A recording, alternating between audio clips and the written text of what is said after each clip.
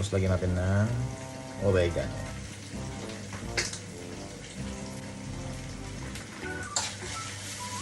Tapos gagawin natin dito sa longganisa ay hiwain natin na maliliit. Yan yung pang sasaw natin. Okay. Yan, hiwain natin yung longganisa natin. Isara natin dito.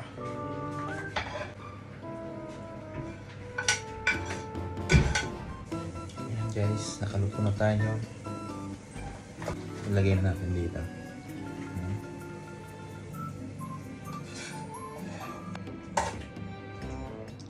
Yan, nakakalo na natin. Lalagyan pala natin ng cheese. Yan, nakaluto na. Guys, kain tayo. First bite.